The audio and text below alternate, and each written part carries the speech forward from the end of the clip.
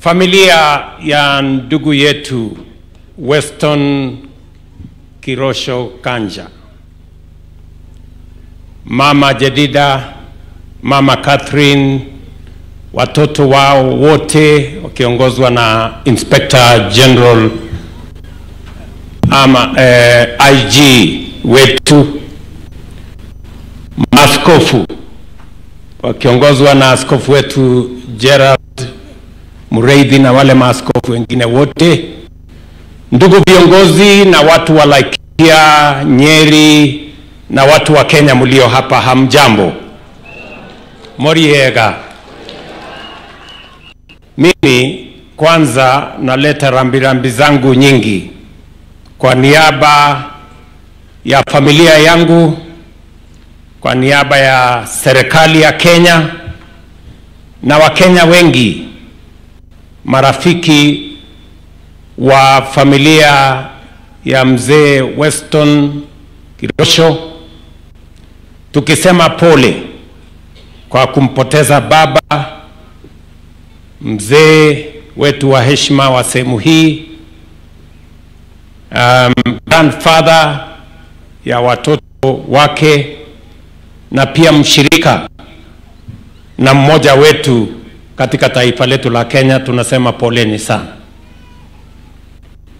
Huyu mzee Weston Kirosho sikupata nafasi ama bahati ya kumjua hata personal level, lakini niko na shukrani nyingi kwake kwa sababu ya kunipatia kiongozi wa jeshi letu la polisi, Bwana Kanja.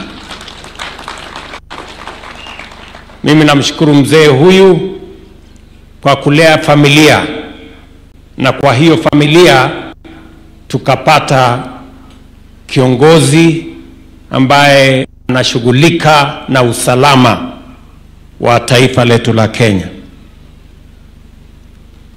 Wakati nilijaribu kufikiria vile mzee Weston alivyochangia, tumesikia alikuwa public servant, alifanya kazi sehemu tofauti tofauti ya taifa letu la Kenya.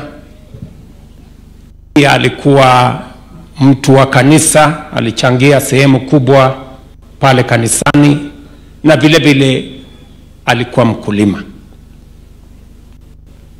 Mimi namjua kupitia kwa Douglas Kanja ambaye ni IG wetu.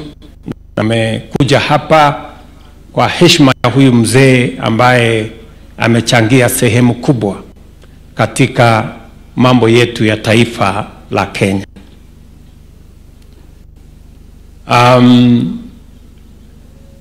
Nilikuwa nafikiria jina Weston ni jina ya hoteli,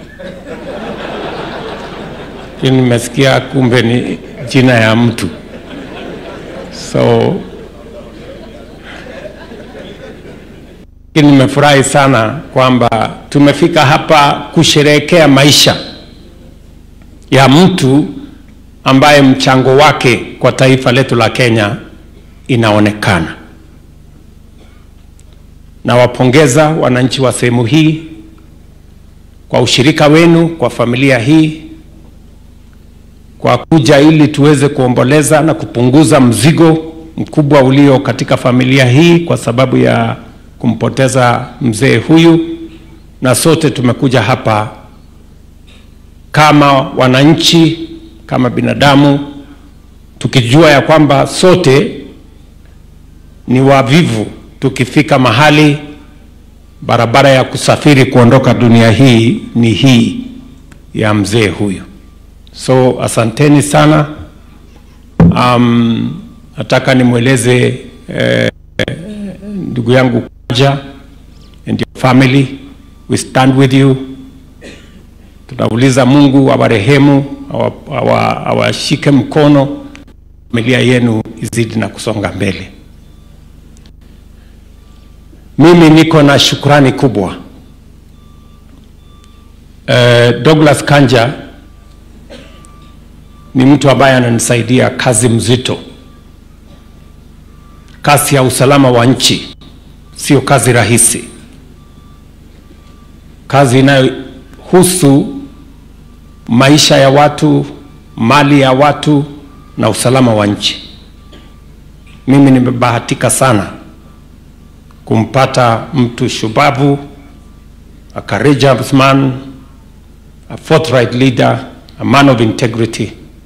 Na nashukuru mzee huyu because I know huyu Douglas hangekuwa vile alivyo kama hangepata malezi mazuri kupitia kwa baba yake na familia yake. So I'm truly grateful. Pia mimi nataka niwashukuru viongozi wale wengine wote mliokuja so that we can share this moment with this family, na pia wananchi ambayo mmetutembelea hapa. Vile mmesikia huyu mzee alikuwa ni mzee ambaye alihusika na mambo ya maendeleo sehemu hii. Alikuwa anashughulika vile mnasikia na mambo ya shule, alikuwa anashughulika na mambo ya maendeleo ya sehemu hii akishirikiana na viongozi. Tumesikia historia kutoka Mheshimiwa Festus Kiunjuri ambaye amesema vile walifanya ushirikiano hasa ya mambo ya maendeleo ya sehemu hii. Kwa sababu leo tunampumzisha huyu mzee na tumesikia tuko na deni yake kubwa. Huyu Kiunjuri amenibebesha mzigo kubwa. Najua shida ya huyu Kiunjuri ni kwamba ni mtu wa rika yangu. Na unajua mtu wa rika anaruhusiwa kufanya maneno kiasi. So bwana Kiunjuri, yale maneno umesema kuhusu mambo ambayo yanahusiana na huyu mzee, nitashirikiana na wewe na wale viongozi wengine ili tuweze kuyatimiza kwa heshima ya huyu baba wetu. Ya kwanza ni ile ya kanisa, mahali ya kujenga kanisa. Mimi nimelaumiwa sana kwa ujenzi wa makanisa katika Kenya hii, na I am as guilty as charged. Mambo ya kujenga kanisa mimi pia nilifundishwa na baba yangu. So kama kuna mtu atalaumiwa, mtafute. Bahati mbaya mzee alishaondoka. Sasa sijui mtaenda kumuuliza nani. So hiyo kanisa ambayo mmesema tujenge hapa, next Sunday, Jumapili inayokuja, nitatumana shilingi 500,000 mwanze kujenga hiyo kanisa. Na mshirikiane na wale wengine, alafu isipotosha mtatueleza baadaye, alafu tuone vile tutajenga hiyo kanisa. Kanisa ni ya muhimu kwa sababu ni mahali ambapo tunaweza kujua neno la Mungu. Na neno la Mungu liko na ukweli wa kutosha. Ukisoma kitabu ya Daniel 11 mstari wa 32, nasema lakini wale wanaomjua Mungu wao watakuwa jasiri na watafanya mambo makuu. Ni vizuri watu wamjue Mungu. Therefore, priority yetu ya kwanza ni kuhakikisha kwamba we build a church so that more and more people can get to know God. So tutashirikiana na wale ambao ni wataongoza hiyo maneno kwa heshima ya huyu mzee. Nimefurahi sana pia Askofu Mureithi amesema, amenialika niende tufungue kanisa mahali ambapo tulianza kujenga. Nimefurahi sana kwamba mmemaliza. Kawaida mimi si alikwi mahali ya kufungua, na alikwa mahali ya kujenga. Nimefurahi sana. Hii ya kufungua mimi nitaharakisha. takuja mapema. Jambo la pili ni yale mambo viongozi wa hapa wamesema kuhusu mambo ya barabara zenu. Ni kweli tumekuwa na shida kwa muda mrefu ya mambo ya barabara, na barabara zingine tunaanzisha zinakwama kwa sababu ya mambo ya pesa, na ndio sababu nimependekeza kwa bunge letu ya kwamba tutafute hazina kamili. That is why we will shortly be having a national infrastructure fund, so that we stop what is going on. We start a road, we start a road, ingine tunaanza inakwama. We need a much more comprehensive plan on how hizi barabara tutazijenga. Vile mumesikia barabara za hapa kwenu, nimeketi chini na viongozi wa hapa na tumekubaliana zile barabara priority. Mzee Kaparo amesema ile ya kwenda kule Doldol. Tuko na barabara ya kwenda kule Rumuruti kutoka hapa Nanyuki. Tuko na zingine Wakungu kwenda Mutara, zingine tumekubaliana. And we are now committed, we have now the resources, and we are going to work with you ndio hizo barabara zijengwe. Mimi nitarudi hapa baadaye mwaka huu ama mapema mwaka ujao, nikuje nizikague zile barabara zinazoendelea na tukubaliane vile tutazikamilisha. Mumetuambia pia kuhusu mambo ya stima ya sehemu hii. Tayari huyu ndugu yangu Alex, na nashukuru sana mmenipatia huyu kijana, na ni kijana wa bidii. Nikisema kijana pengine mnaweza kushangaa, huyu hata ingawaje kilo yake ni mingi kuliko yangu, lakini mimi ni mzee kuliko yeye. So nashukuru sana, and tumekubaliana vile mzee Weston atapata stima, pia familia zote za hapa watapatiwa stima. Familia ya kwanza karibu 140 households hapa tayari tuko na pesa yao ya kukamilisha hiyo mpango, tuweze kupata stima sehemu hii.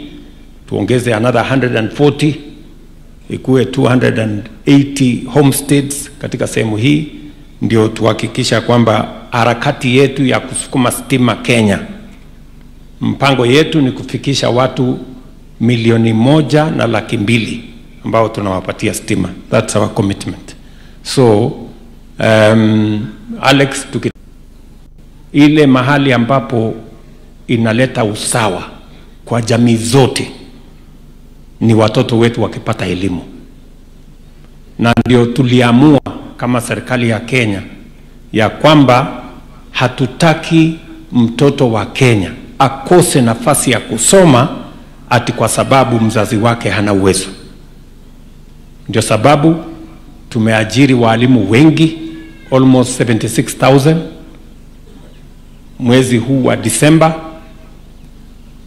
Tutaajiri tena walimu wengine 24,000, tujaze wawe walimu 100,000 ama 100,000.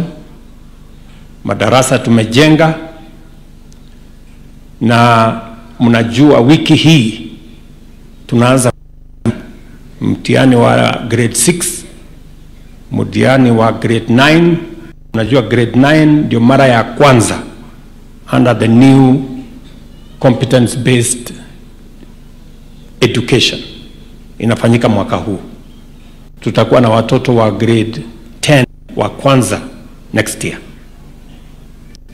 na pia tuko na examination ama mitihani ya form 4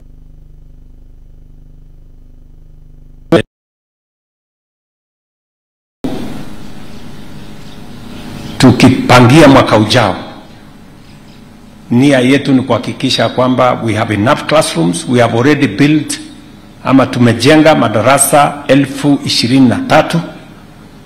tukiwa tunajipanga kupokea watoto wa grade 10 next year, na sababu hiyo nakubaliana na Mwangi kwamba kama kuna shule inahitaji marekebisho hapa, sio kwa sababu ya ndege wewe, kwani ndege ilikuwa inapaa huko juu ikatetemeka wapi? Mmoja saa zingine Biblia inasema mnaomba lakini mnakosa kwa sababu mnaomba vibaya. Lakini unajua mtu ya rika anakubaliwa kufanya so hiyo shule umesema Mwangi hata kesho, sio kwa sababu ndakusaidia shilingi milioni 5 ya inaitwa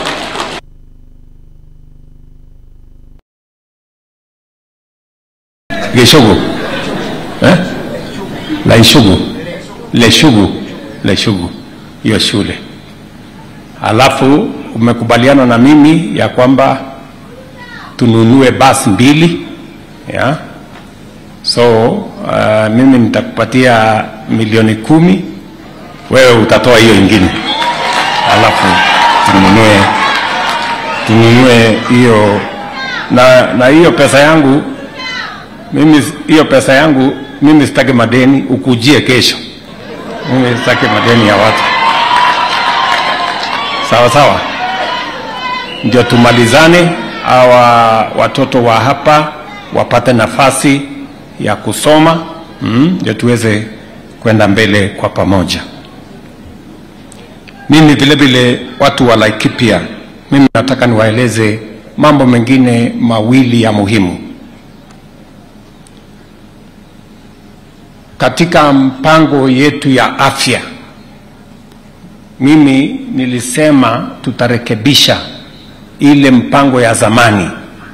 Mpango ya zamani ilikuwa inalenga watu wenye wako na ajira na watu wenye wako na uwezo, lakini tukasema sio watu wako na ajira ama na uwezo peke yao wanakuwa wagonjwa, kila Mkenya anakuwa mgonjwa.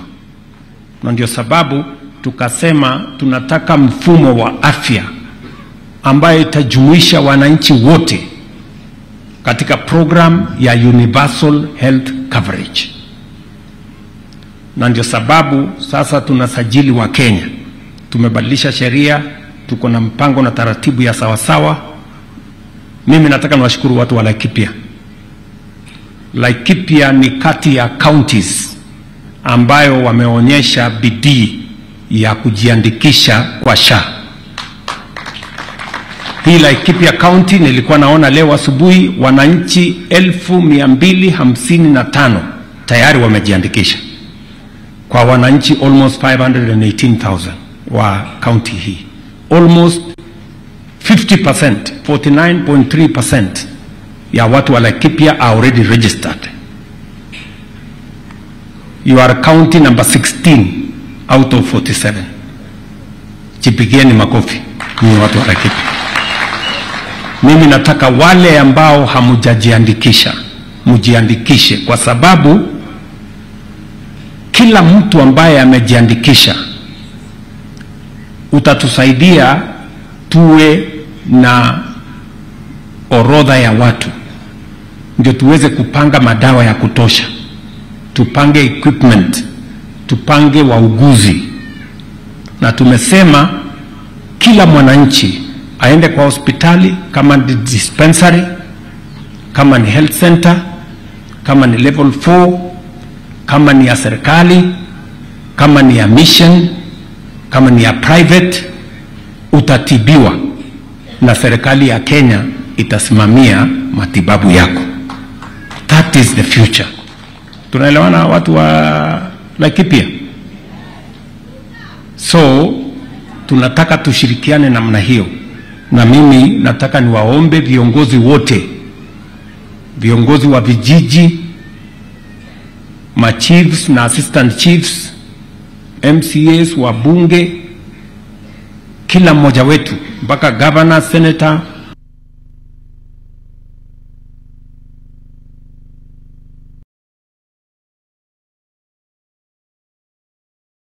ama watu wenye kazi ama watu wenye wako na uwezo. Afya kwa katiba ya Kenya ni haki ya kila Mkenya. So we want every citizen ashughulikiwe. Jambo la mwisho ningependa kusema hapa ni kwamba mumekubali ama mumeshiriki, nimegapa ni kaunti ya wakulima na tumeshughulika na mambo ya kilimo kwa kiwango kikubwa. Tulikubaliana na nyinyi tupunguze gharama ya kuzalisha mazao yetu ya kilimo. Tumefanya hivyo, mbegu, mbolea. Tumefukuza wakora walikuwa wanatusumbua kwa mambo ya kahawa, mambo ya sukari, mambo ya chai. Kulikuwa na brokers huko na wengine cartels, tumewaondoa. Ndio leo wakulima wa kahawa wanapata pesa zaidi, wakulima wa chai, wakulima wa maziwa, wakulima wa miwa wanapata pesa zaidi. Lakini bado hatuzalishi chakula ya kutosha. We still have imports of food into Kenya. Na ndio nakubaliana na nyinyi, mumesema mambo ya maji. It is true. Mesikia juzi kwa Mashujaa nimetangaza ya kwamba tukishirikiana we are going to organize resources from the budget, proceeds of privatization, from the private sector, using public-private partnerships, ndio tujenge dams 50 kubwa Kenya, ili tuweze kuzalisha chakula kwa mambo ya irrigation, vile governor hapa alivyosema. Hii Laikipia mko na shamba kubwa, na ni shamba iko na rotuba mzuri, na tuko na wananchi wako na bidii. Shida tu wanakosa maji. Tukiwapatia maji, mtatusaidia. Ile chakula tunaagiza kutoka nje, mnaweza kutusalishia hapa. Ile pesa tunalipa kwa wakulima wa nchi zingine, tulipe wakulima wa Laikipia watuzalishie hiyo chakula. That is how we are going to do this going into the future. Tunaelewana watu wa Laikipia? Tuko na dams, tuko na Wimiriri hapa, tuko na Crocodile Joe pale, tuko na Kieni, tuko na Karemenu, tuko na Romoro. Imekuwa kwa mipango yetu kwa mwaka nyingi, lakini we have never found the mechanism on how to develop these dams. Now I want to announce to you, we now have a mechanism on how we are going to use resources from our budget, resources from the proceeds of privatization, resources from public-private partnerships, so that we can unlock the potential that comes with these dams. Ndio tuweze kuinua taifa letu la Kenya.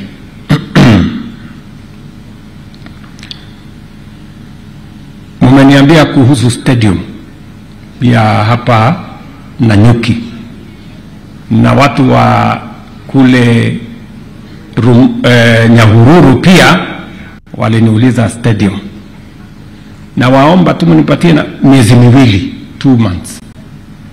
Januari nitatuma huyu Mariro. Huyu Mariro ni mtu hapa, anahitaji Google Map akuje hapa, si anajua vile atafika. Sasa wewe Mariro, Januari tuanzishe stadium ya Nanyuki, na tuanzishe stadium ya Nyahururu. Sababu hii Laikipia wametoa wanariadha wengi, you know, sportsmen and women from this county. Sababu nasema Januari ni kwa sababu nimepatia huyu kazi, huyu Mariro anisaidie kusimamia stadium inaitwa Talanta kule Nairobi, kubwa tunajenga, kwa sababu Kenya ina host AFCON 2027. So akimaliza hiyo kazi tunakuja hapa, tunasukuma hiyo kazi isonge mbele. Sawa sawa.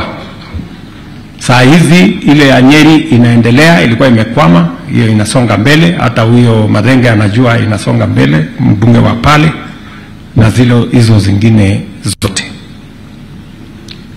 Nataka niseme mambo mawili ya mwisho kwa vijana. Vijana wa Laikipia mko? Nataka vijana mnisikize kwa makini, kwa sababu sisi ndio wazazi wenu, sisi ndio viongozi ambao tunataka tuwainue, tuwapatie nafasi ya kuchangia. Mkisha pata masomo, mchangie katika kuinua taifa letu la Kenya. Mtumie elimu yenu, mtumie masomo yenu, mtumie ujuzi mlio nao, mtumie nguvu Mungu amewapatia, talanta Mungu amewapatia, kuinua taifa letu la Kenya na kufanya Kenya iwe ni nchi bora kuliko vile ilivyo sasa. Katika hiyo mpango ya vijana tumepanga karibu nafasi 4 ama 5 ya vile vijana wa Kenya wanaweza kuchangia kupata ajira na kuchangia katika kupeleka Kenya mbele. Mnajua tuko na program kubwa ya housing hapa Laikipia. Tumemaliza nyumba tulianzisha hapa Nanyuki. Kuna ingine nyumba karibu 1,500 inaendelea Nyahururu. Kuna ingine tunaanzisha saa hizi Rumuruti, another 1,000 units. Tuko na soko 11 tunajenga hapa Laikipia. Tuko na hostels Laikipia University na TVET, hizi zetu zote ya wanafunzi 3,100. Hiyo kazi yote ya affordable housing, ya markets, ya hostels ni nafasi ya ajira ya vijana wa Laikipia. Tumeweka pesa ya serikali Laikipia ya affordable housing, ya hostels, ya markets, shilingi bilioni 15 ya Laikipia County. Ni mnanielewa? So vijana mjipange. Wale mko na ujuzi wa engineering, architecture, plumbers, artisans, masons, electricians, carpenters, steel fixers, watu ya mkono, nani, wale wafanya biashara, wale wa kuuza simiti, wale wa kuuza chuma, wale wa kuuza wheelbarrow, wale wa kuuza nini, sisi wote tuendelee pale ndio tuweze kuinua taifa letu la Kenya. That's number 1. Number 2, tumetengeneza mpango mzuri ya export of labor. Elimu ya Kenya ni mzuri, kizungu ya Kenya ni mzuri. Dunia mzima wanataka wafanyikazi vijana wa kutoka Kenya. So we have organized ourselves. Tumesign bilateral labor agreements na nchi nyingi ili kusaidia Wakenya waweze kupata kazi anywhere in the world. Tumetafuta pesa ya serikali, kama ukipata ajira anywhere tunakulipia kiti, tunakulipia upkeep mpaka upate mshahara. So wabunge wanajua we have a whole system ya export ama labor mobility. Kwa miaka 3 sasa Wakenya zaidi ya 1430 wanafanya kazi nje ya Kenya. Mimi nataka katika hiyo orodha tuwe na vijana 1,000, 2,000, 3,000 wa kutoka hii Laikipia County. We must organize it. Ni mnanielewa? Jambo la 3, nataka vijana mnisikize kwa makini. Jambo la 3, mimi nawaambia ile mpango tuko naye kwenu kama vijana. Jambo la tatu, tumeweka program kubwa ya digital jobs. Tunajenga ICT hub, tunajenga Chitume centers, tunaendelea na kuconnect hata kwa mativet zetu, ndio vijana wetu wengi watumie mitandao kuhakikisha kwamba wanaweza kufanya kazi kampuni ambazo ziko nje ya Kenya lakini wakiwa hapa Kenya. Nilienda kufungua juzi kampuni kubwa pale Ruiru na ajiri vijana zaidi ya 5,000. Tuko na BPOs ambao wame set up hapa Kenya. We want young people to find opportunities to work in the digital jobs space, and we have set up the infrastructure for you. Vile tumekubaliana ya kwamba kesho, nataka vijana wa Laikipia mnisikize, kesho tumetafuta pesa kama serikali shilingi bilioni 20 ya vijana wa Kenya. Vijana nataka mnisikize kwa makini. Bilioni 20 tunataka vijana 800,000 young people. Number 1, tunatafuta vijana kati ya miaka 19 na miaka 29 wenye wako na biashara ndogo, small business. Tunataka tuwapatie pesa ya kuinua biashara zenu. Kesho, unasikia? Kesho pale kwa CDF, ofisi ya CDF hapa Nanyuki. Kesho Rumuruti town hapo. Kesho Doldol. Ndio tunaelewana? Mimi nataka niwaulize vijana, mwende mjisajili. Tayari vijana wamejiandikisha. Nitakuja mambo ya single mother, ngojeni kidogo. Wacha nipange. Wacha nipange hawa vijana. Vijana mnanisikia? Kesho, na sio Laikipia peke yake, kesho Kenya mzima tunatafuta vijana 1,100 kesho, ili tarehe 4 mwezi ujao tukienda mbele tuwapatie kila 50,000. Bora wewe ni unafanya biashara, ndio tuinue biashara yako, ndio uchangie katika kuzalisha uchumi wa taifa letu la Kenya.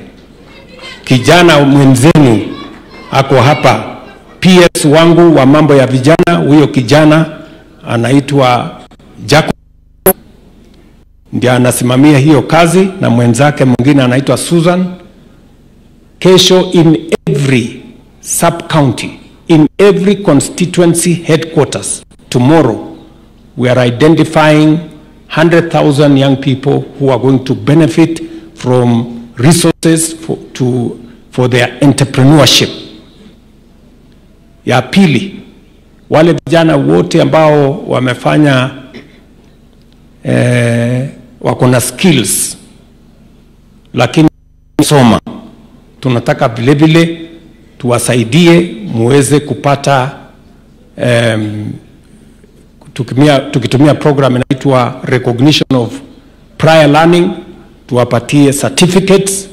Kama wewe ni fundi, umejifunza lakini hujaenda college yoyote, sisi tunataka kukusaidia, kwa sababu tayari wewe ni fundi lakini huna makaratasi.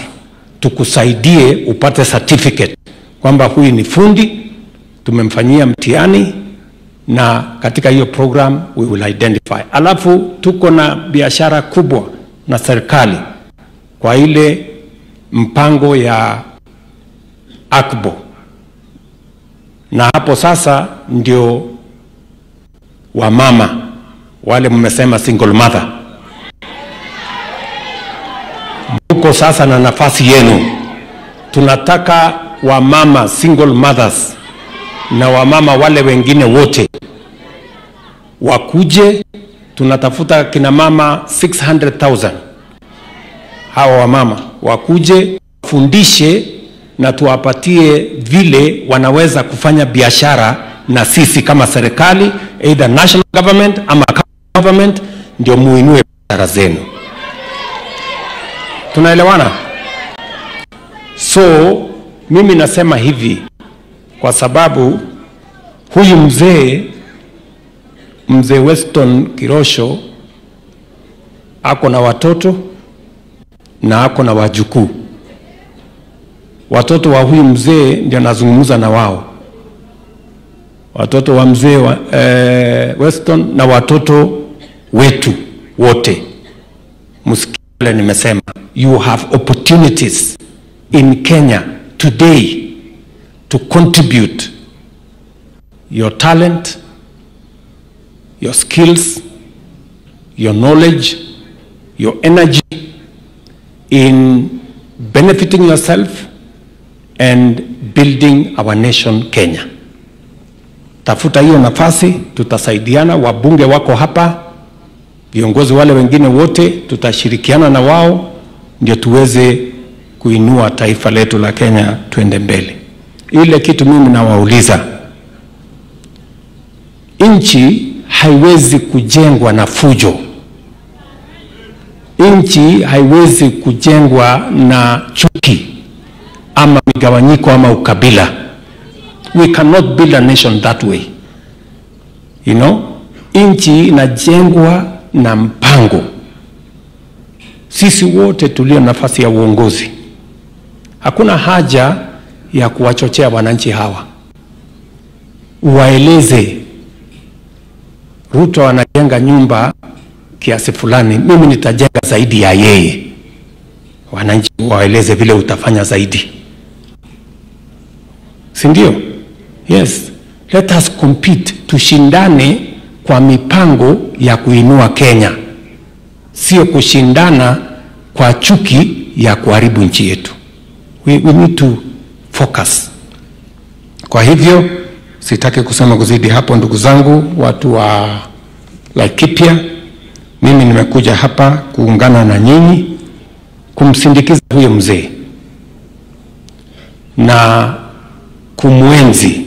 Amefanya sehemu yake. Mesikia amefanya kazi Lodwar, amefanya kazi Kakamega, amefanya kazi sehemu nyingi. Amekuja amekuwa mkulima, ametulelea jamii. So sisi ambao tuko hapa pia itafika siku tutakuwa mahali mzee huyu yuko. Jameni, tufanye bidii ndio wakati huu ukifika, at least kupatikane maneno ya kusema ulifanya. Isiwe tu ati ulichochea watu, kapiganisha watu, ukaharibu hii, ukasumbua huko, haitakuwa inatusaidia. Kwa hivyo nasema kwa watu wa Laikipia, maneno ya amani katika sehemu hii. Tumekuwa na matatizo pale nyuma, lakini sasa we have cornered the bandits and the criminals and the crooks. Pole pole, we will make sure that Laikipia is safe, Laikipia is stable, Laikipia is peaceful, as we do for all the other counties in Kenya. Sitaki kusema kuzidi hapo, nitarudi tena hapa vile tumekubaliana kwa mambo ya shughuli ya maendeleo ya sehemu hii. Tunaelewana jameni? Mimi nilikuwa natamani sana, kwa sababu unajua huyu Kanja anafanya kazi na mimi na ni mtu wa bidii na ni mtu wa kujitolea, lakini nimekuwa nikimshawishi na kumshauri kwa sababu mimi ni mkulima. Mbali na mimi kuwa rais, ni mkulima. Mimi nimekuwa nikimshauri aweke ng'ombe ya maziwa huyu Kanja. Nilikuwa nafikiri leo nitaona hiyo ng'ombe, lakini nimeambiwa kumbe kwake si hapa, kumbe kwake iko mbali kidogo. Bahati yako, ninge Alafu nilikuwa nataka kuona kama ameweka ng'ombe mzuri ya maziwa, kwa sababu mmoja wetu lazima achangie tusikuwe na njaa hii Kenya, si ndio? nilikuwa najaribu ninamwambia saa ile hakuna maandamano, wewe kuja angalia ng'ombe tuone vile tunaweza kupanga kilimo, ndio maneno iende mzuri.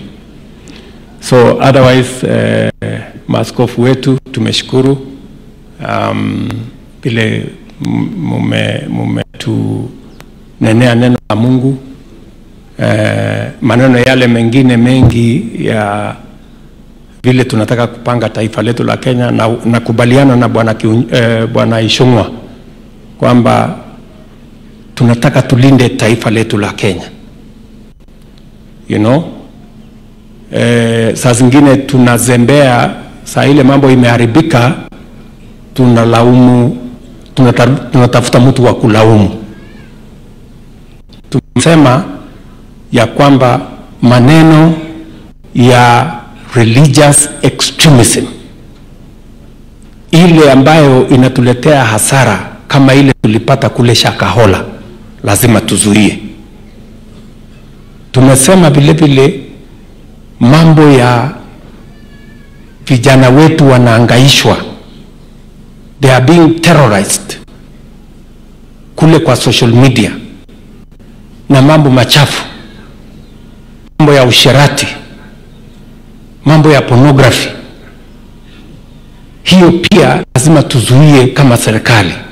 Wale wanaendesha hiyo biashara ya kuumiza vijana wetu, mpaka unakuta vijana wengi wanaenda commit suicide, wanajinyonga kwa sababu ya terrorism ile iko huko ndani ya mitandao. Lazima tuwazuie hawa watu. Vile vile wale wanatumia mitandao kuendesha ugaidi, we must also stand up to them and protect the nation. We must protect Kenya, you know, na tuseme ukweli. Najua kuna watu wanatafuta kuchafua Kenya kwa mbinu zote. Rais alisaini hii sheria, ilikuweko amendment, ilianza 2024. Amendment ilifanywa na bunge. Mimi niliamuka on Wednesday, mimi nikiwa na kwa sababu hiyo ndio ilikuwa kazi yangu ya siku hiyo, na ni kazi ya kikatiba ya kutia mkono sheria, kwa sababu ilikuwa imepita viwango vyote, nikatewa na speaker. Bahati mbaya tukapoteza wetu mkuu wa zamani, lakini tayari nilikuwa ofisini kwa hiyo kazi. Hata nilikuwa nimevaa shati, nilikuwa naenda Ukambani kwa mambo ya barabara. So I was on duty just like any other citizen. Hakuna kitu ya kuficha, hakuna kitu ya giza, hakuna kitu inafanywa usiku. We are doing the right thing for Kenya. We want to protect this nation from situations that undermine the well-being of the young people of our nation, the well-being of the people of Kenya, the security of the country, na yale mambo mengine ambayo yatatusaidia. Wale wanaosema waseme ukweli, wawachane na porojo, wawache misinformation, wawache disinformation. Let us speak what is right, na Kenya itasonga mbele if we are all together. Kwa hivyo asanteni sana kwa kunisikiza. Nitarudi hapa tena Mungu akitujalia, na wapenda sana na watakia baraka ya Mungu. Thank you very much and God bless you.